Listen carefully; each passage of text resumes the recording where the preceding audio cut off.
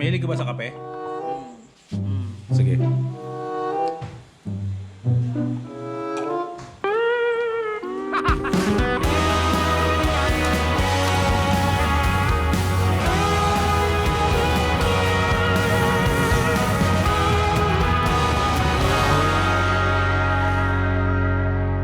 First timers, what's up sa inyo? Anong first time ang meron sa inyo today? Ang first time ang meron sa inyo ngayon. Ano ba yan? Sa araw lang ako din nakapag-upload. Nakalimutan ko na yung intro ko. Take 2, take 2. Teka lang, pwede naman mag-take 2, di ba?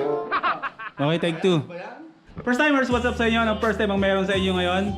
Today mga first timers, meron tayong isang experiment na gagawin. Kasi madalas ko na nakikita to sa mga social media, sa YouTube, sa Facebook, kahit saan pinag-uusapan. Total naman mga first timers, mainit ang panahon at wala naman talaga tayo nagagawa ngayon kundi andito lang sa bahay at syempre nag-iisip tayo ng anong pwede natin gawin maliban sa kumain at matulog at mag-chat sa Facebook at mag-browse ng Instagram. Kaya today mga first timers, na-influensyahan ako. Sa madaling salita, nainggit ako kay One Day Off kasi nga ito yung huling upload niya. Actually, nung ba talaga namin pinag-uusapan yan ni One Day Off na gawin namin. Pero mas nauna siyang gumawa. Nag-upload siya kaninang umaga. Tapos doon lang ako nakumbinsi gumawa nito. Marunong ka ba nito? Itong gagawin natin. Anong tawag dito? Choco cold coffee. Ano no? Choco cold coffee. Wala siyang choco.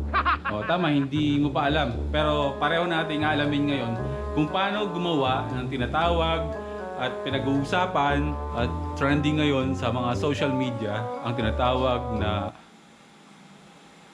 Ang tawag dito? Ano ang tawag dito? Ayun, Dalgona Coffee. Simple lang naman siya. Hindi naman siya yung tipong kung sa madaling salita, pangmasa, hindi siya mga level na pang Starbucks or pang Shuttle's Best. Kumbaga, kung anong meron kayo sa bahay. I mean, yung lahat ng mga kailangan dito sa... Ano ulit yun? Dalgona Coffee ay meron kayo sa mga kusina ninyo. Simulan na natin. Pare-pareho tayong matututo ngayon gumawa ng Dalgona Coffee na to. Dahil mukha siyang refreshing pag ininom. Hindi ko lang alam kung anong kakainatnan kapag ako yung gumawa. So, let's do it! So, okay, sabay tayong matuto dito, Rap, ha? Okay, game. Anong requirements natin? Brown sugar and milk and coffee and panghalo and milk. Tapos, Ice. and ice. Okay, kasi ang kailangan talaga dito dapat ay brown sugar. Tapos, yung milk na gagamitin ay yung powdered milk. Yung iba kasi gumagawa, ang gamit ay fresh milk. Pero mas pinili ko itong gamitin kasi para mas malapot yung kakalabasan. Tapos, any coffee lang na meron kayo dyan sa bahay, ubra na. Okay?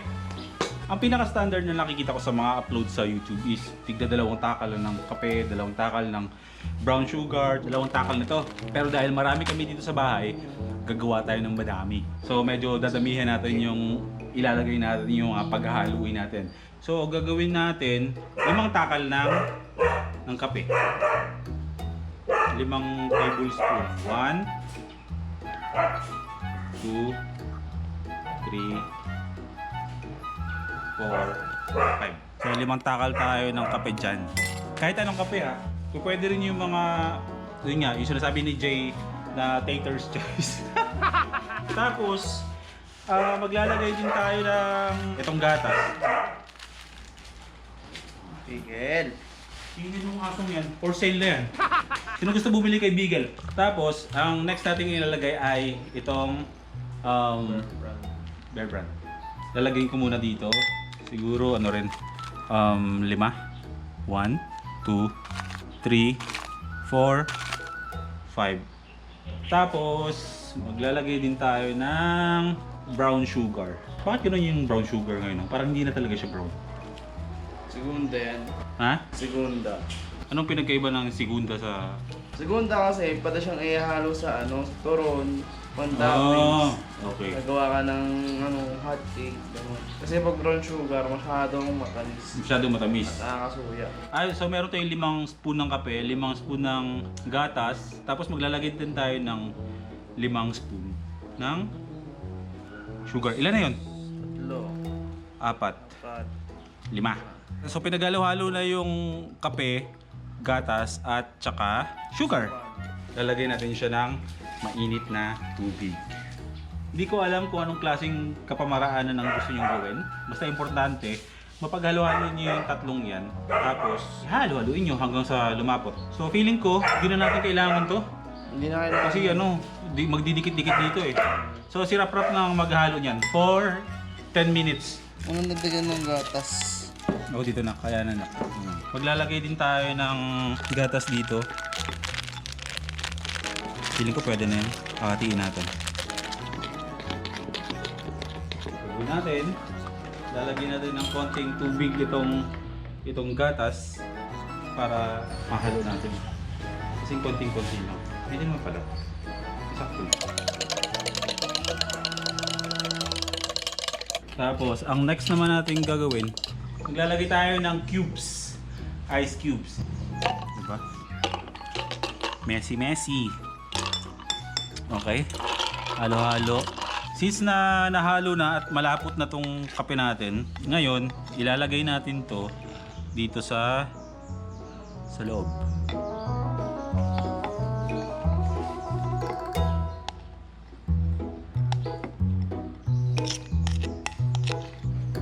So baliktad. Yung kape umilalim. Dahil sa mga nakikita ko, yung gatas na sa ilalim tapos yung kape na sa taas. May mali yata sa ginawa ko. Pero okay lang yan. Tulad nga nasabi ko, nakadepende sa inyo kung paano nyo gawin siya. Pero ang importante, yung mga ingredients na andun pa rin. Kasi ang gagawin ko lang din dito talaga is haluin ko siya. Yung iba kasi, pinapapak yung taas, tapos hanggang huli, mas gusto ko, mas haluin ko siya.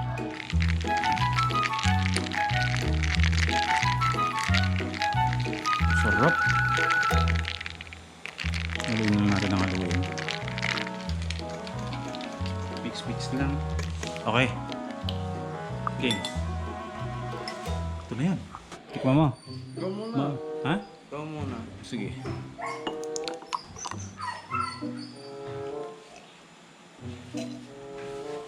Parang yung mga kape sa 7-Eleven na nasa can. Sarap. Sa akin ako lang yung tapang. Sarap. Mahilig ka ba sa kape? Sige.